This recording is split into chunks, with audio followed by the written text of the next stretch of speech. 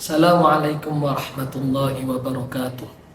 Alhamdulillahilladzi an'ama alaina wa hadana ala dinil Islam. Asyhadu an la ilaha illallah wa asyhadu anna Muhammadan abduhu wa rasuluh. Allahumma shalli ala sayyidina Muhammad wa ala alihi wa sahbihi ajma'in, amma ba'du. Pemirsa yang berbahagia, tak terasa di momen ke-79 tahun kemerdekaan Republik Indonesia, tak terasa 79 tahun telah kita meraih kemerdekaan. Tak terasa bangsa Indonesia ini selama 79 tahun mampu menyongsong diri sendiri untuk berkembang, untuk menjadi bangsa yang diakui oleh dunia. Dalam kesempatan kali ini, mari kita sama-sama memaknai kemerdekaan dengan ungkapan rasa syukur kepada Allah Subhanahu wa Ta'ala.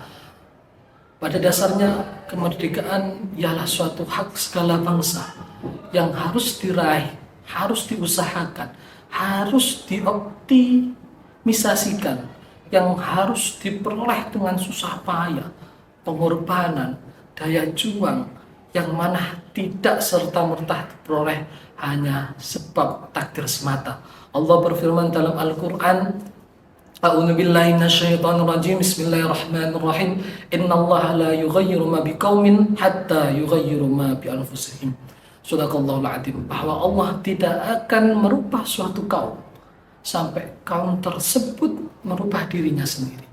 Maka ketika kita sudah mengusahakan seoptimal mungkin meraih kemerdekaan, janji Allah, wa qul ja'al haqqa wa hazaqal batil innal batila kana zahuqa.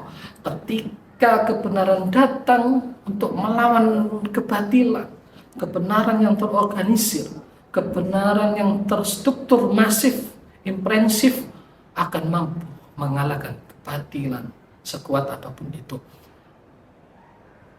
Pemirsa yang berbahagia, mari kita sama-sama memaknai arti kemerdekaan menurut ajaran agama Islam. Kemerdekaan dalam pandangan ajaran Islam ialah kemerdekaan secara hakiki ketika kita mampu mentuhankan, menauhidkan Allah di atas segalanya. Kita mampu memandang sesuatu dalam bayang-bayang Allah. Ketika kita dalam keadaan apapun, susah, senang, ada Allah di baliknya. Kita memperoleh apapun, ada takdir Allah yang mengusahakan itu. Ketika kita mampu meraih kemerdekaan yang hakiki, maka pada dasarnya kita harus melalui tahapan-tahapan untuk memerdekakan diri dari belenggu kezaliman, memerdekakan diri dari hawa nafsu, memerdekakan diri dari penyakit hati, memerdekakan diri dari tipu daya setan yang selalu berusaha menghancurkan, menipu, dan bahkan membuat kita lalai akan perintah Tuhan. Oleh sebab itu Rasulullah SAW bersabda, ada dua hal yang harus diupayakan manusia agar menuju hati yang bersih, menuju biqalbin salim, menuju hati yang mampu mengendalikan hawa nafsu, menuju hati yang tidak terpengaruh oleh godaan setan. Kanjeng Nabi Muhammad SAW bersabda, ada dua cara. Yang pertama ialah tazkiratul maut.